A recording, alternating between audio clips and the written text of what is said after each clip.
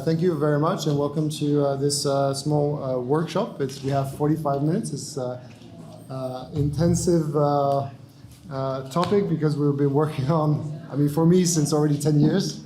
And basically the topic of the small workshop is about the right to digital integrity of the human person as a new framework for data protection. So on the panel, with four. We were supposed to have some other people, but I thought there was like a remote conference that didn't work, so there was a bit of a change, but we have a lot of people still present and key people in this process. So Lusine Vardanyan next to me, she's a lawyer, researcher, and PhD in law from the Czech University of Barclay. Alexander Barclay, he's a delegate for digital policies of the Geneva state, so he's a government official. And Harry Halpin here, he's CEO of Nym Technologies, former W3C member, a lot of activities. So, and myself, Alexis Roussel, I also work at Nym, but I'm a lawyer, activist, former president of the Swiss Pirate Party, so I was also doing some politics in Switzerland. So why we're here, Lusine here wrote a research paper about the right to digital integrity that I suggest you should read. It's an excellent paper. It's called Digital Integrity, a Foundation for Digital Rights and a New Manifestation of Human Dignity. And so she will actually explain a part of this. And also how her paper is a critic about GDPR, and it's really interesting.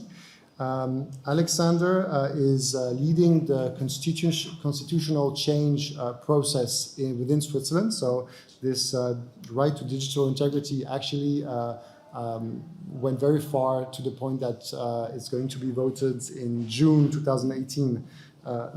June this year, sorry. On the 18th of June. On the 18th of June, it's going to be voted by the Geneva people, and it will be added into the constitution. So it's a very lively topic right now, and we'll go through this. And Harry is leading Nym, which is a privacy company, building a privacy infrastructure, and we also co-wrote a paper about how preserving privacy with technology is, and we saw how MixNet, which is a specific kind of technology, is actually helping data protection. So, and it has a link to it. So myself, I'm Alexis Roussel, I'm the CEO of Nym, and I wrote a book called Our Precious Digital Integrity. So that's a few years ago. I organized the doctrine work in Switzerland with a university conference that was organized a couple of years ago in Neuchâtel, where all the scholars of the Neuchâtel and a bit around went and make analysis of what the right of digital integrity is and how it could be applied. So before I give people the floor, so we'll start with Harry, who's going to give this approach where actually this is a kind of tech that is led by technology, goes together, right? If we didn't have the technology element, we wouldn't be that far in this perspective. Then we will go to Alexander, who will show us how the process happened in Switzerland, how the government or the political parties and the governments took this subject and how now they are using it in their policies, or at least in their mental model. And Lusine will deep dive into the structure, the legal structure, how this right, the right to digital integrity, is fitting in the human rights in general, and how it can give a new framework for GDPR. So what is the right to digital integrity? That's maybe the first question. And there's two main elements of it. There's the basic definition of it is that in a normal construction of law, you have a right to physical and mental integrity, which is existing in most of the constitution or most human rights charter. And so the idea is to add digital integrity to that list. What does happen when you add this digital integrity? Then you start to think about the person as a whole and not just data. Data becomes an element of the person, and that has been also the first proposal done by CNIL, the French CNIL, and all the all the data protection agencies, the French-speaking one. They made a declaration that data is an element of yourself with unalienable rights attached to it, rather than a commodity or a public good. And so basically it kind of answers the question of what is data. The American system is pushing for data as a commodity. The Chinese system, as a very big group, is pushing for data as public good. And both systems are based on collecting data. And here the proposal is that data is part of yourself and is treated legally the same way as the body is, actually. Which will push the governments or the institutions to have a system where there's no data collected rather than collecting by default. So I wrote a book about it. There was this process, and at the same time technology was picking up. So maybe Harry, maybe you want to explain a bit. I can also give a little bit of a what's called a thought experiment, and then I'll talk about the technology. So I actually did my PhD under a philosopher called Andy Clark at Edinburgh. And Andy formulated this hypothesis called the extended mind hypothesis. And Andy said, imagine there's a person, and there are people like this who have neurological issues, that has a very short-term memory loss. And they need to navigate, let's say, from one part of the CPD conference, let's say Area 42, back to the main hall. And in order to do so, because they have short-term memory loss, and many of us suffer from various forms of lack of memory, they have to write it down on a map. And then they follow that external map to get back from Area 42 here to the main CPDP venue. And Andy said, in terms of accomplishing that cognitive task, the holding of the map and the reading the map and the using the map forms an essential part of an extended cognitive process, and therefore deserves some kind of credit, cognitive credit for accomplishing that task. And that seems kind of obvious, and you can debate kind of various gray zones in this thought experiment, but it's a kind of Dan Dennett style intuition pump. And the intuition is trying to deliver is that humanity naturally, and has done so through the creation of, symbolic culture and architecture and many other things, naturally outsources a lot of our cognitive capacities, intelligence, to the extended environment around us, to our milieu. And if that is indeed the case, then the question is, if that map was replaced by a smartphone, you need that smartphone to get from place to place, as most of us do, then that smartphone feels very personal to us. It almost feels like it's part of our extended cognitive sphere, and thus has maybe some right to privacy. Because, what is disturbing for many people is the thought that, what if your thoughts could be used against you? What if there was a open AI-based mind reading machine, Chat GPT 666 or whatever, that could read your mind and then display it, on the screen behind you? That would be a violation somehow of your fundamental privacy rights, so your fundamental rights, your mental integrity as a human being.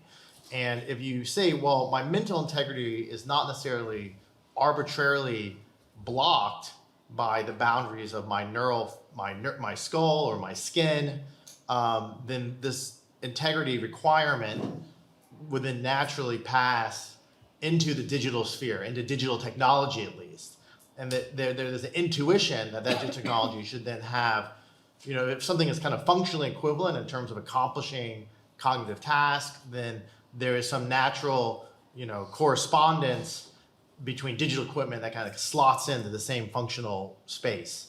And that means that technology, is not just something which is outside of us, which therefore, but is somehow also inside of us. But there are certain uses of technology that have reasonable requirements for privacy, among other rights, and that the human itself is kind of extended organism, and therefore human rights should extend outside of that organism. And this should require us to build technical infrastructure. In the case of my company, Nym Technologies, digital technical privacy infrastructure that maps to the intuitions that you have when you are when you're without this technology. So, for example, if I'm talking to you in a room, I naturally do not assume, unless I'm perhaps being filmed, that there are an unknown number of people in a different geographical location listening to me. I assume that our conversation is private. If it's not, I'm being spied on by my smartphone, wiretapped, or so forth, and that's illegal without certain legal requirements. And so what Nym is trying to do is Nym is trying to take this kind of natural intuition of privacy, that when I'm sending someone an email, I don't expect everyone in the world to be able to read that email. I don't even expect that people should know that I have emailed you. But the fact of the matter is, the way that technical infrastructure has been built today, when I send someone an email, not only can anyone read that, the content of the email, but even if you encrypted the metadata in that email, the fact that I have emailed, for example, Andreas over there, that is valuable information. And there's been work by scientists like Pentland and MIT, which shows that actually this metadata, this who communicates to who and when, is often very good at predicting future behavior. That it's actually better than the content. You don't have to watch. You almost don't need to know what someone's saying. You just have to know who's talking to who, and you can predict, 70-some% of human behavior. That's a reference to Pentland's work in a journal called Adaptive Behavior.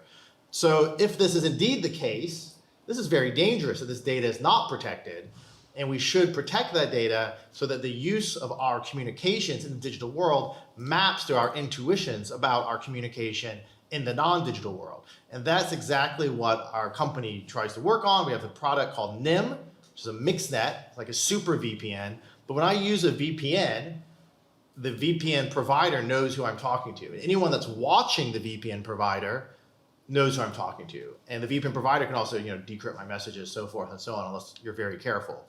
And even with Tor is very powerful, but it's not a magical box of anonymity that if I'm using Tor, I'm sending some signals, some communication over a few different hops. But if I'm watching the entry nodes, the people at the first computer into Tor and the last computer outside of Tor, and I see the same pattern of messages coming in and the same pattern of messages coming out, then I can link those two patterns because the patterns will be statistically very similar, if not very close to the same.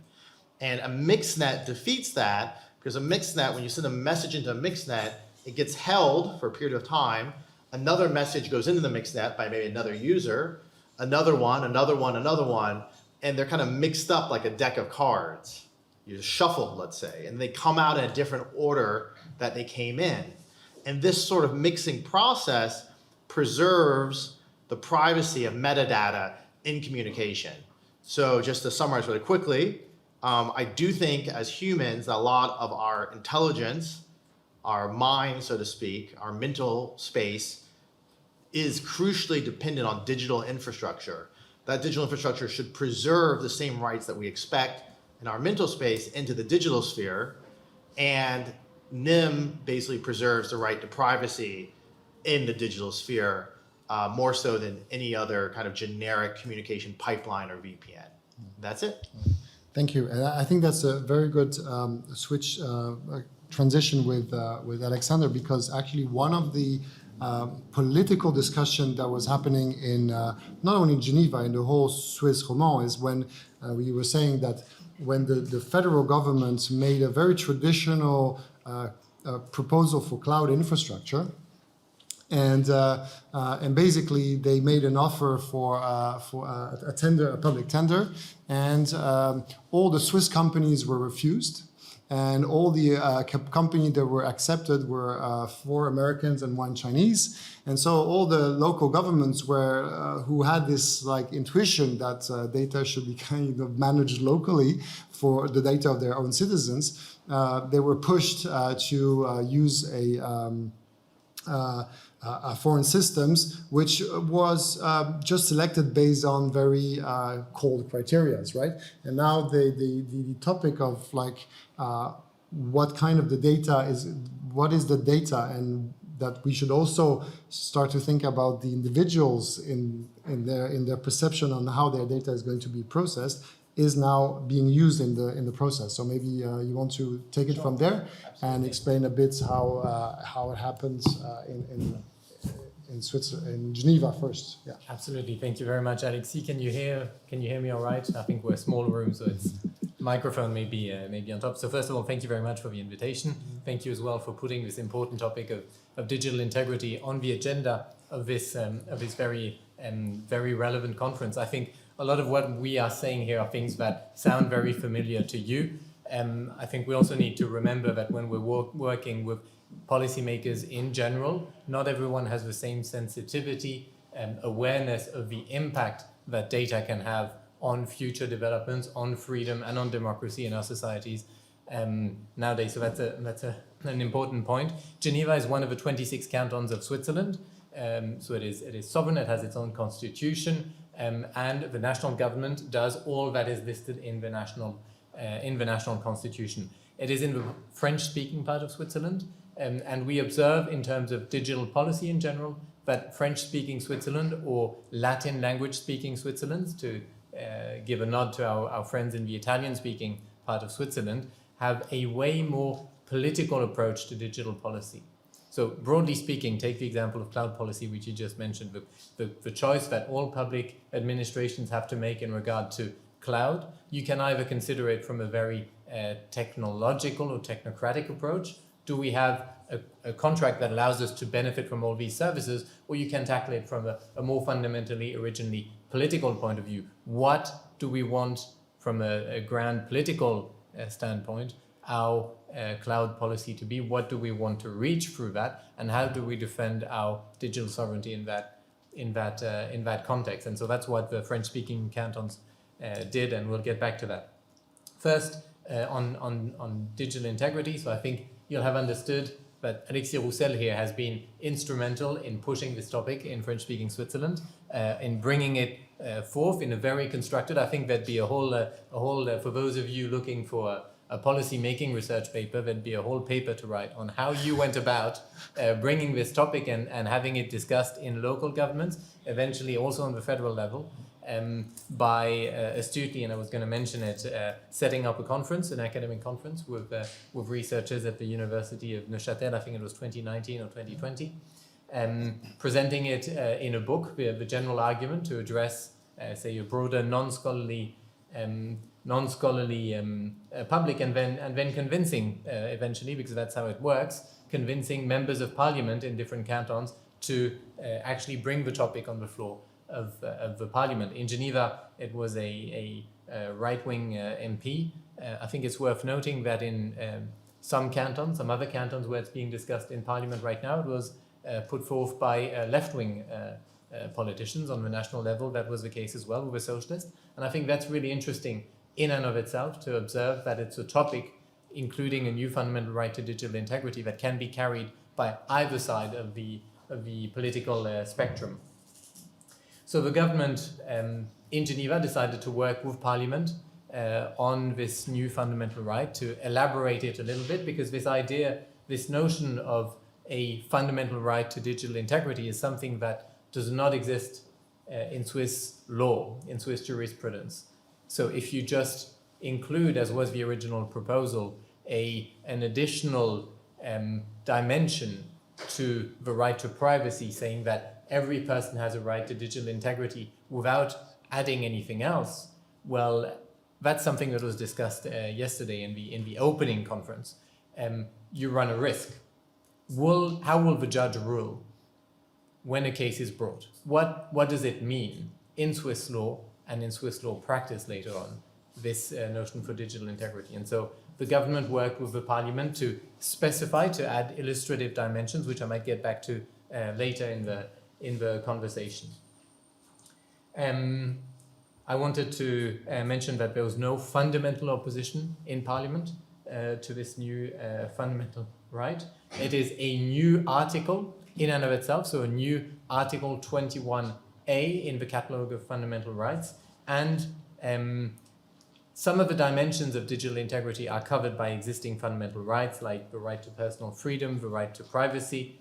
A fundamental right has two dimensions. One is the effective right, so what you can use in a court to oppose something the state wants to do to you, limit one of your rights. And the other one is the symbolic, the political dimension of a fundamental right. And in that, the state can also influence certain practices, hopefully, also in the public, in the private economy. The proposal is not focused on a technology. You don't modify your constitution that often, really. So the idea is to have here a description of a digital integrity that is sufficiently robust on the principles, that it is not related to, say, AI, which was discussed in a session just before organized by Microsoft on how generative AI is challenging our fundamental rights. What I do want to stress as well is here in Geneva, what was done was to broaden the scope of the individual right to digital integrity and relating it to the digital sovereignty of the country. So sort of the individual's right is fundamental right, is anchored in a free and democratic society that is able to make its own choices. So sort of relating these two, I wanted to mention as well. The vote will take place on June 18th, 2023, and we'll know then if the Geneva Constitution is modified. All right. Thank you. So that brings me to the also like the current situation. We talked about already, like the right to privacy, which is usually the entry point of data protection, right? And one of the reasons why I started working on this is I always felt that the right to privacy was actually too limitative in terms of addressing these data protection in general. And one example is the following: is take a government or a state which is keeping knowledge of zero-day attacks in his database, in case of using it sometime against someone. What it creates holes in the network, potential holes. I mean, they keep intentionally holes in the network, and it puts people at risk because they can be attacked by any criminal who has knowledge of these 0 days. And there's a market of 0 days, so it's an actual threat. And when we say that this is threatening individuals, the answer is, well, but it doesn't threaten your privacy, because we don't attack anything of your privacy, so it's okay, we can do whatever we want. So I wanted to find that gap. So in the German courts and it was taken also by the Swiss court, has designed this this concept of informational autonomy. But again, so which is trying to say, well, if you are touching the data, if you are in charge of data, it needs to respect this informational autonomy of the individual. But again, this term is put within the context of the right to privacy, Article 8 of CDH, which if I remember right.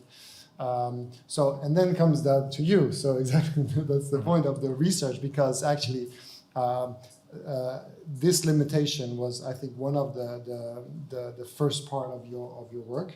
Maybe you can explain how you connected this right to digital integrity to something larger, right? So, so Lusine is not very. It's her first conference in English, so we'll support her, and so we'll be very forgiving on her conference. But please. Thank you very much for your invitation. It's a very interesting topic, and I represent it now. Imagine you were spied on. What feeling will you have? Psychologically similar to the feeling of unwanted touch, maybe the violation of sense of dignity or sense of integrity, right? And are we safe from such kind of technologies by means of personal data protection regime? Unfortunately, the answer is negative. Until 2016, the European Court of Human Rights, in its case law, developed strict criteria for surveillance, which made it difficult to conduct. But now, in the case of Big Brothers versus UK, the court conducted that mass surveillance per se does not violate of Convention on Human Rights. As for GDPR, it doesn't contain a legal mechanism to protect personal data from hacker attack, political targeting, or data collection for reason of national security.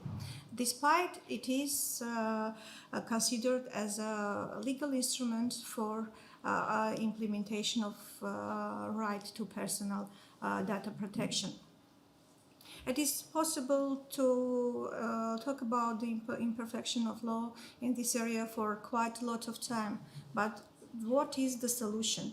The solution should be a comprehensive, value-oriented mechanism for protect of the whole person in the digital world, which can prevent the further deepening the attitude toward the personal data as economic assets, manipulation of person through his data, cyberbullying, and other malpractice. And here we come to the main point. What do we offer? We propose the introduction of the right to digital integrity as a fundamental right similar to the right to personal integrity, which has long been a mechanism for protection against the risk of biotechnology and which is the cornerstone of human rights. Having the genetic connection with the concept of personal integrity, the digital integrity can bring this strong potential of protection against these technological threats to the digital world. These concepts will provide the necessary paradigm shift from anonymous solution this is almost impossible in the digital sphere to more holistic approach of the person.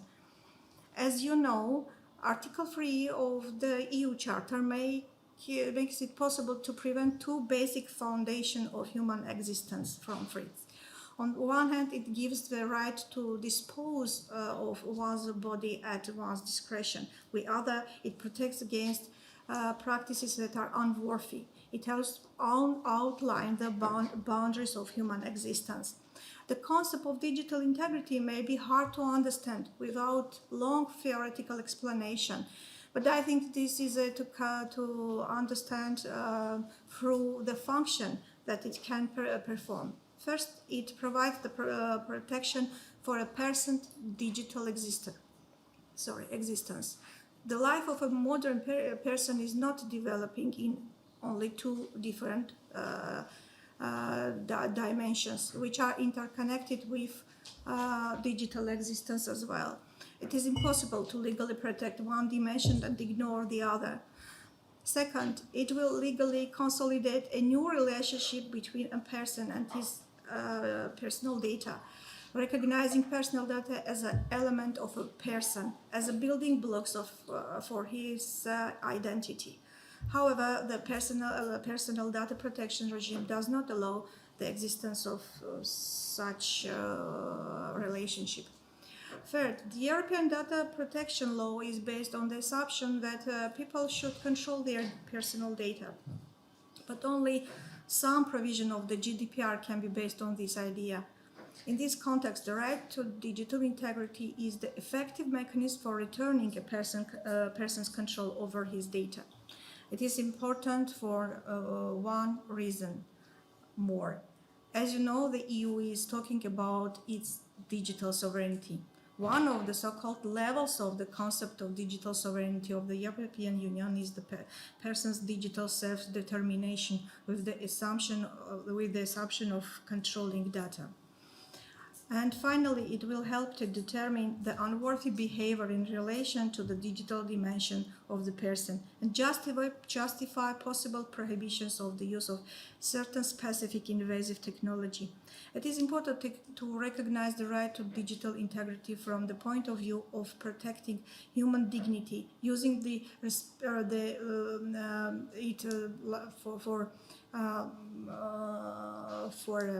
respective aspect of human dignity. It can help to prohibit in unworthy practice, such as mass surveillance, profiling in the digital sphere. Note, the restrictive aspect of the human dignity is aimed at protecting those who do not have full self-determination. Analysis of current regime for the protection of personal data shows that data subject almost never has such self-determination in the digital world and is almost vulnerable. It is enough to note that the emergence of modern information technology make it possible to create a person's identity from his digital components, regardless of his action or consent. Recognizing the right to digital integrity and considering it as a basic for the regulation of personal data protection will protect person even if the latter does not know about the existence of collecting data. A person should not only be able to control information about himself, but also be sure that if such control is completely impossible, no one will transfer or use his information to his detriment, even if he agrees.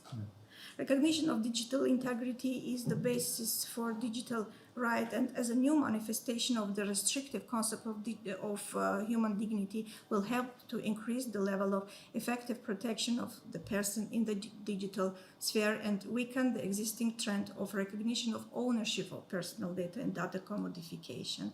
Thank you for your attention. Thank you very much. I mean, there's a lot of concept. There's which are so the reverse of. We will talk a bit later. The reverse of the shift. Like someone should not. Right now, it is. Max Schremm case showed us that he had to know where everything was. He had to fight for a long time to understand how the system was working in order to protect himself. It opened up, of course, some changes in the regulations. But right now it's still considered, and even in the speech of people, that people tell you, well, if you don't want to be a victim on the data, then you shouldn't share the data with, you shouldn't use Facebook, you shouldn't use this and that. But actually that doesn't work like this, is that the data is there anywhere, is collected anywhere, and so you should have a legal principle that protects you even if you don't know where your data is. So the other term that really strikes me, because that's going to be the link with Alexandra again, is you mentioned the digital existence of the person, and so in the text of the new text, hopefully that is going to be voted, there is one I think exceptional concept which appears for the first time in the Constitution, which is the concept of digital life. And maybe, so that appears for the first time, I think, in any constitution. Even the previous work in Valais didn't have it.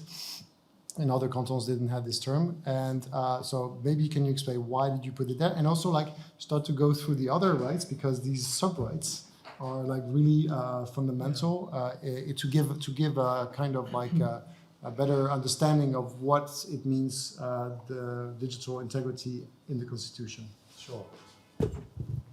Gladly. Thank you, Alexis. So in the political discussion that took place within Parliament and with the government, several decisions were made as opposed to the original proposal. One was to create a new article on digital integrity. So that's a new article in and of itself. It's a strong political message per se. Everyone has the right to the protection of their digital integrity. Alinea 1. So first, how do you say paragraph? First paragraph. Second paragraph, digital integrity includes, amongst others, 4 sub-rights, as you described them just now, to illustrate for the courts, basically, what that covers. These are the right to be protected against the abusive treatment of data related to one's digital life. So this is where this idea of digital life shows up. So it's not limited to only the data that the government already holds on you. It's any other data related to your digital life. The second one is the right to digital security, security in the cyberspace, let's say. This you referred to as well before when discussing what the police can and cannot do. The third is the right to an offline life. That specifically and most directly means that the government cannot force you to interact with it only through a digital channel. So that is something that already exists in the law in Geneva. Now it's going into a fundamental right in the Constitution. And the fourth is the right to be forgotten, le droit à l'oubli. So that sort of your data can be erased, given up on, and that you can request that. We have a third paragraph. I should actually have planned to just project it so you could read along even in French. The fourth paragraph, but you find it online. I can give you the references if that is useful later on. The third paragraph is very much in line with data protection and privacy intentions related to the handling of personal data by the state that can only take place abroad, so outside of Switzerland, if an adequate level of protection is granted there. So that's a pretty standard sentence. And the fourth paragraph gives a whole range of more political intentions. So sort of broadens this right to digital integrity on an individual level to more systemic things. The state encourages digital inclusion.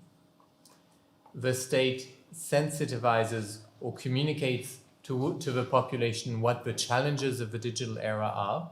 And I feel like that echoes what you were saying earlier, Harry, about sort of we're building the infrastructure. The assumption we have to make right now is that this infrastructure is as it is, and that unfortunately nowadays still it depends on the individual and the individual's choice to select such and such a technology, use such and such a service, and be particularly mindful of one's data. So here, what the state of Geneva would then have to do is the responsibility to inform the population about this. So it sort of reduces a little bit the individual responsibility there. And the third political idea is that Geneva works towards the digital sovereignty of Switzerland and contributes to realizing it. So here, the digital sovereignty of Switzerland is understood as the strategic autonomy of the country in regard to the state, to the economy, and to democracy. Thank you. Thank you very much. And before we're going to finish with Lusine, who is in her paper, she makes, based on this description of the right to digital integrity, she makes a critic of GDPR. So the first two comments I'm going to add. First is one of the first questions we had during the commission work was, we should make a law, right? Because we're changing something in the constitution, then we need to make a law about the right to digital integrity. And my first reaction was to say no, and actually, so it kind of hopeful. Eventually, it's convinced everyone, because if you look at how other fundamental rights are prepared, they are put in the constitution first, and then usually there are sets of laws which already kind of like work together. So here in this case, the natural view, and I think this is the step that the law specifically needs to change, is that the data protection law of the canton is, or of the government, or the GDPR that we'll talk a bit later, is actually the application law of this right. But instead of anchoring this data protection law in the article about privacy, because this is right now in the header of the data protection law, it refers to privacy. It's actually to anchor it on the right to digital integrity, which would be a bit higher in the hierarchy and a bit larger, like we said. And the other points I want to mention is that, so you mentioned the rights, the sub-rights, which have been defined in Geneva.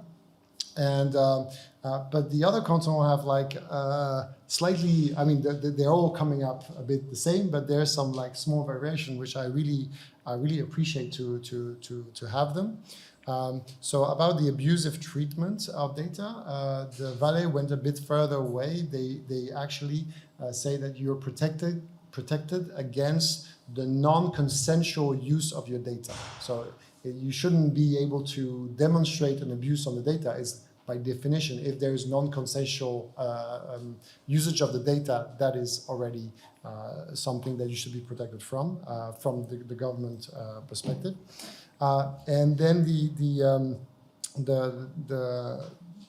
one sub-right, which is I think the most controversial one, but is actually coming back to the tools of privacy, is and so it was initiated in Valais, but they kind of refused it in commission work. It was just like one vote, they said no.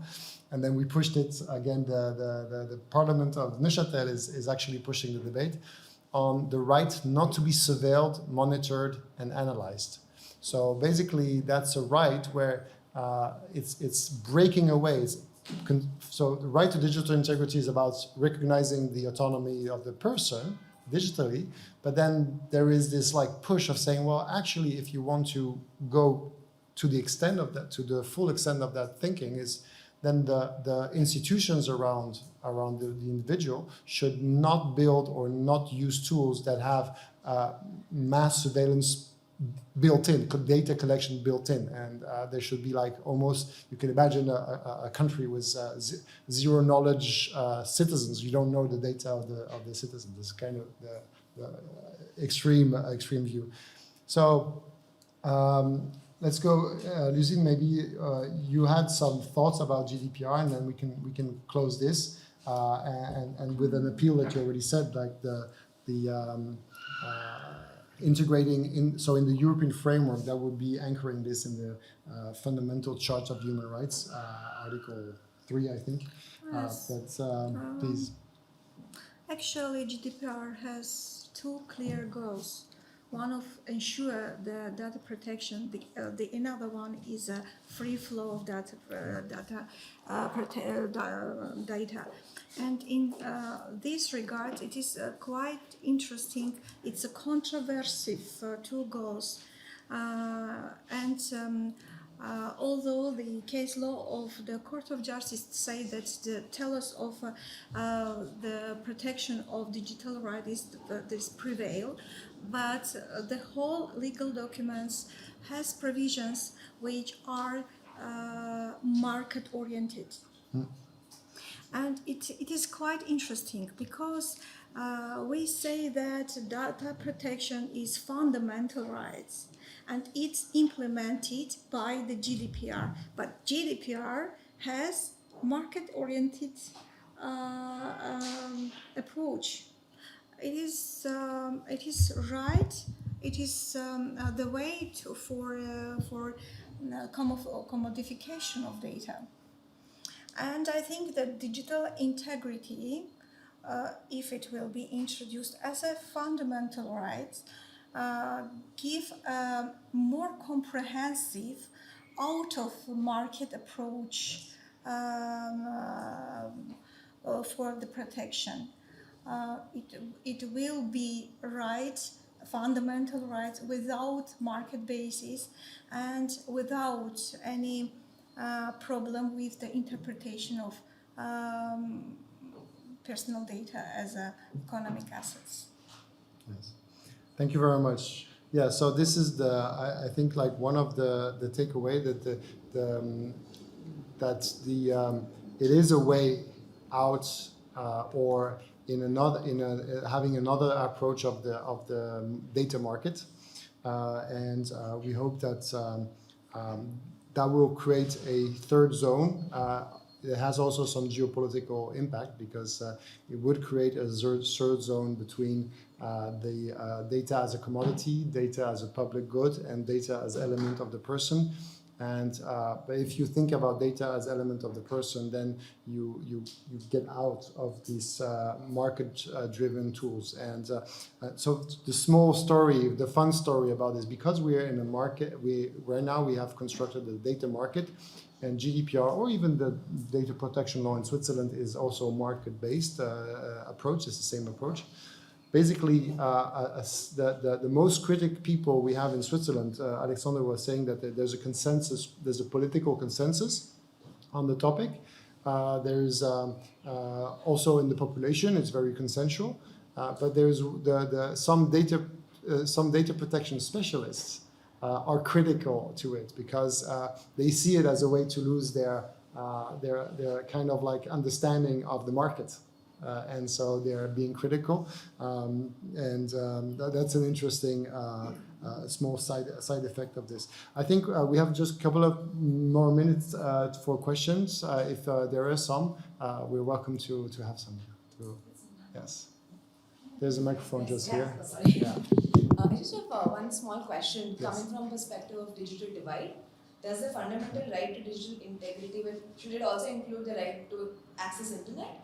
Because like in more developing countries, not everyone has internet, but digital integrity is still an issue. Yeah. So this is a historical thing. I think the right to be connected was always it was the first right that was brought up. So in the 90s, it was already talked about it, but we were already seeing that there was a risk. Is that actually human beings are social by nature, and today everything happens online, right? So there is, and because it's so efficient, actually people are pushed online by mechanism, which it makes it makes it cheaper and more efficient. So basically, the right to be online is eventually is going to be guaranteed anyway. We can argue that, but what is the important is that at the beginning in the 90s, only the rich people and the smart people could be connected, and the poor people were not connected. And now it's the opposite around. We see that poor people are forced to be connected, and they are forced to use. We had the case in France. People who want to register for unemployment have to use a digital device. For people who sometimes don't speak the right language, are not from the level, and they were losing on their social benefits, on their unemployment benefits, because they could not use the device, right? So they were forced to be connected, and they were not giving the rights not to be connected. Yes, like in India also for COVID, the government mandated that everyone downloads an app. But that's for an example, yeah. like to grant a fundamental right to digital integrity, there has to be a precursor to digital access also, right? Yeah, I mean, it goes with it, but I think so here you have to consider that fundamental rights, every fundamental rights that is being picked up has some very cultural and aspect between like the context of the country. Yes. So in Switzerland, the digital divide is tiny. It exists, but it's tiny. But maybe you have some thoughts about this because if I may, you sure. had, I think when we talk about the digital divide, we sort of look at it from like in 3 dimensions. One is, do I effectively have a smartphone or a computer or a device that has an access to the internet? Does the place I live or I work actually have the access to the network? So that's the first dimension, and that largely in Switzerland, we have a very high rate of people with access to the internet in that sense. The 2 other ones are more complicated. The second is, do I have the competencies? Am I able to use this device and this access for what I want to use it? So it's one thing, the key sort of, a young person will be great at total caricature a minute here, yeah? Will be great at making a TikTok dance, not necessarily that great at finding a local business that could train them and write up the proper letter and application, yeah? That's a total, and likewise, elderly people might have challenges in other dimensions. And the third one is, does the person have a place or a person they can go to that will help them to acquire the competencies that they need? And certainly on these 2 dimensions, at least in Geneva, we still have some work to do. And so we have actually written it into the proposal for the constitution, as in the state acts to favor digital inclusion. Thank you so much. It was really nice. We'll wait for June 18th, I guess. Thank you. Any other question? No? Yeah? Yeah? Can you speak in the microphone because it's recorded there? Thank you. I think there's a few questions. It's hard to see without seeing the text here. Firstly, there are lots of situations. A lot of the words that you were using, like analysis or surveillance, firstly, they come with a metaphor of data collection and data access. And we also know that the data collection, data access is not really the core, I think, of digital surveillance. It's a bit of a temporary metaphor. We find that analysis of groups or optimization of people or optimization of our digital environment is not always about collecting information about people. We also see a lot of things that we could term surveillance, but actually are forms of control that don't require data access at all. So look at these approaches of privacy-preserving advertising, targeting, machine learning, recommendation that all happen on the device. So firstly, I'd wonder, why this focus on collection and access that seems to be coming out about integrity there. And secondly, there's still this focus on the individual. A lot of this actually happens at a group level, at population level, and so on. And I'm wondering how you balance that. And lastly, a lot of the areas of data analysis of people, where they're required, whether it's a public health or other areas, the reason the right to private life is a qualified right is because there are loads of things that interfere with the right to privacy but are justified interferences. And I see the initial statement around Big Brother Watch went too far, said that actually there was a way to justify this interference, and that's it's a controversial decision for some people. I agree, but it seems like you don't have that escape valve here, and it seems very easy to then imagine lots of situations which involve the conflicting right of other people. For example, in a criminal situation where someone is alleging harassment at work and somebody's device might need to be looked at, or in situations of civil wrongs, or other times where public health, for example, might override other areas of digital integrity, where there are justifications to survey and to analyze and to examine people. And maybe you could say more about how in this area that valve and that balancing works in a way that's different from the right to private life, which, let's not forget, also includes bodily integrity and has integrity aspects in the right to private life, because the right to data protection is separate from the right to private life in European law anyway. Yeah, so on the first point, actually the word data is not written in any of those texts. So, we talk about collection. I talked about collection of data because that's the one of the easy entry points when we think about a person and its data. And those concepts and how they're written up, it makes a total abstraction. It's from the data. It goes from the principle that person doesn't need to know about this data. It has a digital existence, and that the relationship between its institutions and the citizens should be in a way that the autonomy of the person, whatever the mechanism are used, is always conserved. Whatever data is treated or how it's used, right? So there is an abstraction level that happens, and we don't talk in the law about the data itself. Maybe you want to chip in? So we do mention the right to be protected against the abusive use of the data digital life. To the third or fourth point, I agree with you. Like, any fundamental right does have limits and can be limited. We're not saying it's an absolute right. I think that's an important point you're making there. So how is it different then? How would it result in Big Brother Watch being decided differently? Which is the point that was made earlier on. Why would this right lead a court to say that national security would not allow an interference in bulk collection and similar, or are you just looking for different judges on the right to private life? No, but you have the idea is to switch the approach. Let's take example of bodily integrity, right? Because that's already existing, right? The individual has a right to physical integrity. That means what? That means that if I'm going to vote and I'm going into the public office, and I'm going to use a very stupid example, right? So don't blame me on the stupid example. If you enter the voting place, if there is a guard there who beats you up for no reason, he just beats you up when you enter, you're not going to vote the same way as if no one beats you up, right? So the influence on so that's why that's a very basic reason to say why in order to have a functioning democracy and with people who are free in their mind and capable of taking their own decisions, they need the institutions should not harm their physical body, should respect their physical integrity in normal cases to maximize their autonomy.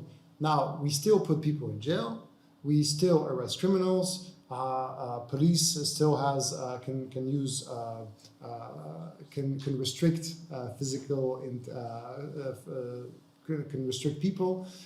Doctors can intervene without the consent of the patients in life-threatening situation, right? All these things happens, but they have been developed by they have been developed by jurisprudence. They have been developed on the way of based on the current situation, but also based on morals, right? Because also the morals evolve, and slapping a kid a few years ago was still okay. Today, it's not okay anymore based on the morals that have shifted, right? So that's the work that needs to be done and will be done now through trials and through laws and concept and practice also. The government institution now who are going to implement these things are going to find out things. And they will have people who are well educated or not enough educated. There will be discussions, and all these things will take time. It's a long process. It's a generational process. The same way as we have built the whole concept around what is how physical integrity should be respected up to which point. You can go to the hairdresser and have a haircut. It's actually cutting an organ of your body, but it's still okay. We consider it's fine, right? But you cannot sell your liver like this on the market. These have to be thought out by the people implementing this. So there's a principle base. Yeah, I mean it's fine. I think that I like the call to say, look, we should take your digital rights and so on more seriously. I just wonder, it's very, very under-theorized what you're presenting, it seems. It seems that you can get to those positions from lots of different directions, from lots of different elaborations of different kinds of rights, including the right to private life, which can go in that direction. That for me is actually, that was one of my criticism, that the right to privacy, if you just look at it in a pure hierarchical view in terms of norms, right? You have life, right to dignity, and actually the charter of the European Charter of Fundamental Rights is built like this. First article is right to life, second article right to dignity, third is right to integrity. Privacy comes later on, right? And it doesn't mean that you can do a lot already with privacy, but it does create a mental framework. And so this kind of changes, and this is where also we have the critics about, okay, but what is the definition of digital integrity? Give me the right definition, right? But actually, if you look for the definition of physical integrity, or even some concepts like what is the body in a purely legal way, you don't have this definition doesn't exist. So here, what is a bit sometimes what is a bit new also is that we're entering into a type of domain which is hyper technical, where we define everything. We put definitions of all the words all the time. When we make a law or we make a text, there's a first set is a big series of definition. And here we're taking a term and we say specifically we don't define it, and we let the concept evolve in there. And this is how the initial human rights were actually set up too. Yeah. If you want to say something else? No? Okay. Well, No, thank you very much, and yeah, please read the text of the Constitution of Geneva. That's interesting, and the research. I'm going to say it again. It's on Sciendo and ResearchGate. I mean, it's available everywhere. It's called Digital Integrity: A Foundation for Digital Rights and the New Manifestation of Human Dignity by Lusine. Yeah. Thank you very much.